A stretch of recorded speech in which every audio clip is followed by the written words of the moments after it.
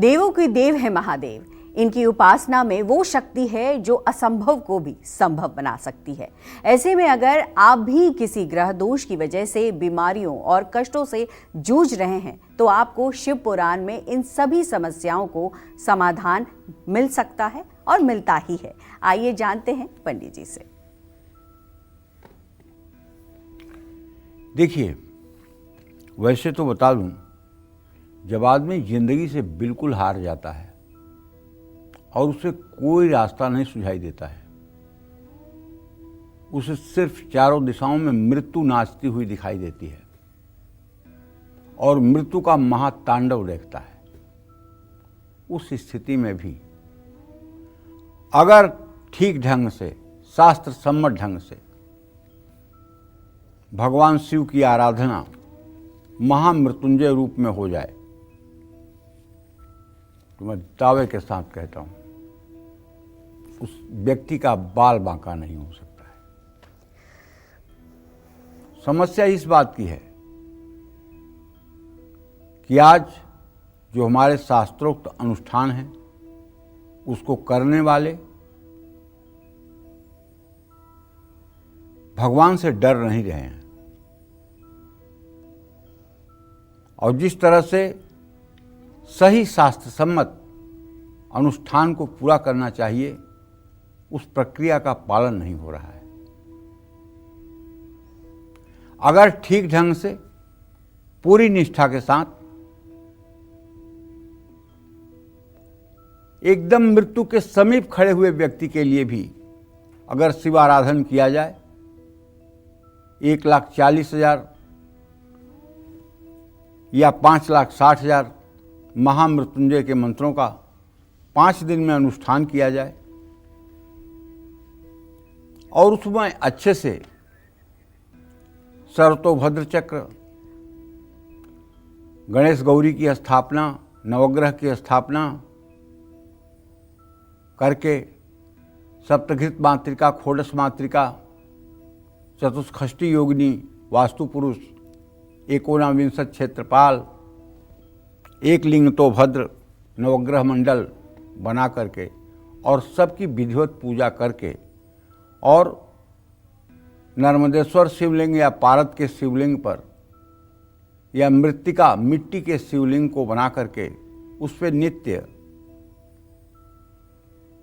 कुशोदक से, कुशोदक कहते हैं पानी में, कुशा को जल में मिला दिया जाए तो उसको कुशोदक कहते हैं, उससे रुद्र सूक्त से अभिषेक किया जाए और उसके बाद महामृत्युंजय मंत्र का 1,40,000 या 5,60,000 जप किया जाए 5 दिनों में और विधिवत हवन तर्पण मार्जन किया जाए, ब्राह्मणों को भोजन कराया जाए तो निश्चित रूप से अकाल मृत्यु का भय समाप्त हो जाता है। और कलयुग में अगर शायद भगवान शिव की ये पूजा न होती तो लोगों का धर्म पर से कब का विश्वास उठ चुका होता। यही पूजा है जो लोगों के मन में आज भी धर्म के प्रति विश्वास बना करके रखे हुए है, क्योंकि जब कोई व्यक्ति अपने प्रियजन को खोने के डर से एकदम आतंकित हो जाता है और उस समय ये अनुष्ठान होता है और उसके प्रियजन का जीवन बच जाता है, वो फिर से स्वस्थ होकर के समाज में सर उठाकर चलने लायक हो जाता है, तो व्यक्ति को लगता है कि धर्म है, भगवान है। और यही कारण है जो सनातन धर्म में प्राण का संचार कर रहा है। ये भगवान शिव की ही महिमा है और किसी दूसरे की महिमा नहीं है। मंत्र महामणि विषय ब्याल के, मेटत कठिन कुवंक भाल के। इसमें कोई अतिशयोक्ति नहीं है। सब देव हैं लेकिन भगवान शिव महादेव हैं। सबको ब्रह्मा के लिखे हुए में कुछ बदलने का अधिकार नहीं है, लेकिन ब्रह्मा की सारी लिखावट को बिना किसी बहुमत से बदल देने का अधिकार भगवान शिव के पास सर्वथा सुरक्षित है। वैसे भगवान शिव संहार के देवता माने जाते हैं, लेकिन अगर आप गंभीरता से शास्त्रों का अध्ययन करेंगे और सारे शास्त्रों को आप पढ़ेंगे तो जो मैं कह रहा हूं मेरे इस बात से आप सहमत होंगे। जब सृष्टि करना होता है तो शिव ही ब्रह्मा बन जाते हैं। जब पालन करना होता है तो भगवान शिव ही विष्णु बन जाते हैं। और जब संहार करना होता है तो भगवान शिव ही शंकर बन जाते हैं।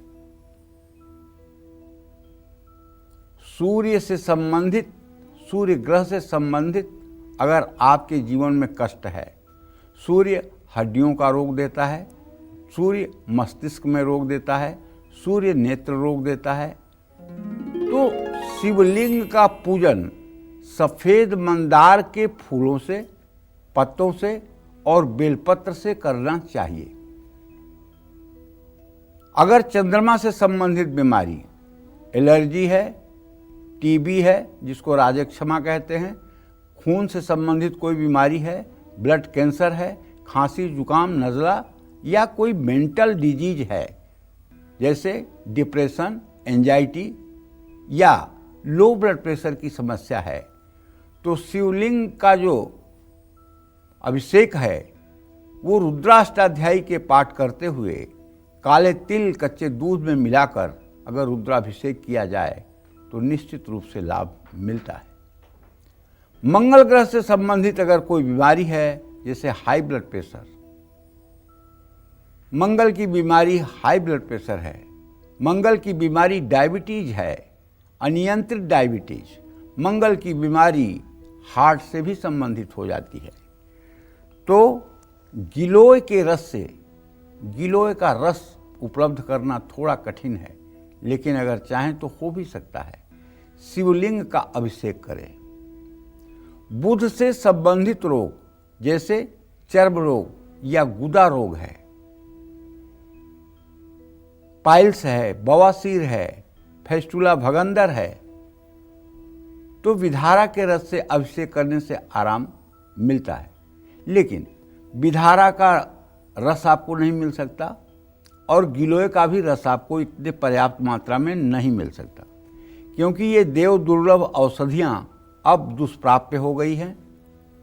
तो इसके लिए मैं आपको बता रहा हूँ एक ऐसा उपाय, एक ऐसा अनोखा उपाय जिसका प्रयोग करने से आप अगर चमत्कृत न हो जाइएगा तो कहिएगा कि ये पंडित क्या पाखंड करता है।